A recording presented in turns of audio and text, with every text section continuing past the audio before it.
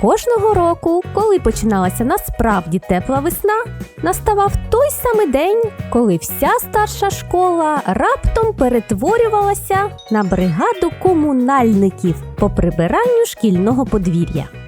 Все це називається дуже гарним словом – толока або суботник, як у нас тоді казали. Хоча це не завжди була субота. Іноді неділя чи навіть цілу п'ятницю могли віддати під таку подію. Так, діти, завтра у нас суботник. Збираємося в 9:00 біля школи. Записуємо в щоденник. Взяти граблі, сапки, відра та рукавиці. Не прийти не можна. Хто не прийде, тому 2 одразу в журнал. Всі зрозуміли? І не забудьте вдягнути щось старе, щоб не шкода було забруднити. Зрозуміло. Дрес-код як бомжі. Наступного ранку було чітко зрозуміло, хто прийшов дійсно на суботник, а хто наче на показ мод. Дівчата, ви що, на пляж зібралися? Я ж казала, вдягнутися, як бомжі, в щось старе. І як ви збираєтеся працювати? А вони і не збиралися працювати. І як потім виявилося, прийшли лише, щоб їм 2 не поставили.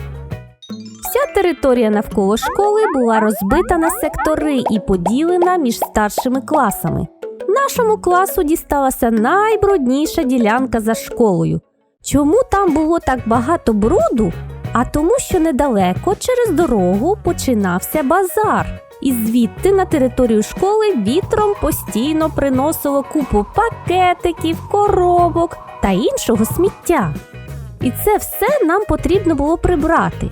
А ще згрібти минулорічне листя, пофарбувати бордюри, а найнуднішим завданням було висмикувати травичку, яка пробивалася між великими плитами на доріжці.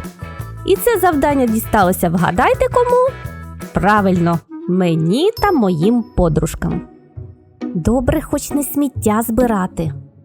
Хлопці взялися прибирати сміття і листя, а наші красуні активно робили вигляд, наче вони всім допомагають, а насправді плели віночки з кульбабок, фотографувалися і засмагали на своїх килимках. Що з них візьмеш? Ой, в мене вже коліна болять. Добре, що нам дісталася лише одна така доріжка. Зараз швиденько травичку вирвемо і підемо додому. Дівчата, досить вже скубати цю траву. Беріть банку з фарбою і йдіть фарбувати бордюри. А чому знову ми? Це несправедливо, нехай красуні фарбують. І як вони в такому одязі фарбувати будуть? Беріться до роботи. Ну нормально. Всі працюють, а вони ні. Я наступного разу теж так прийду. Як так? В спідниці! Ми почали фарбувати та так захопилися процесом, що навіть залізли на ділянку іншого класу та засмутилися, коли фарба в банці скінчилася. І раптом чуємо: «Ой, а де моя сережка? Хтось бачив мою сережку?» Під час фотосесії загубила. Не смішно. Що мені вдома буде? А в неї були сережки-кільця, отакі от гігантські на півобличчя. Напевно, в мами взяла. І як можна було взагалі не помітити, що така сережка впала? Подружки-красуні почали майже повзати по всій галявині і шукати цю сережку. Але безрезультатно. І раптом хтось каже: «А може, сережку згрібли разом з листям та сміттям в мішки?» А мішків хлопці назбирали штук 10 і усі набиті доверху. А давайте кожен візьме по мішечку і пошукає. Нє-нє-нє, ми цілий день працювали, втомилися. Твоя сережка, сама й шукай. Отак життя карає тих, хто вважає себе розумнішим за інших. Наступні 40 хвилин ми відпочивали на килимках і спостерігали, як наші красуні, як бомжі, порпаються у смітті.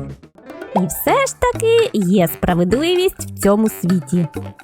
До речі, сережку вони врешті-решт знайшли в пакеті 4-му чи 5-му, але свої спіднички таки встигли забруднити. Така от історія.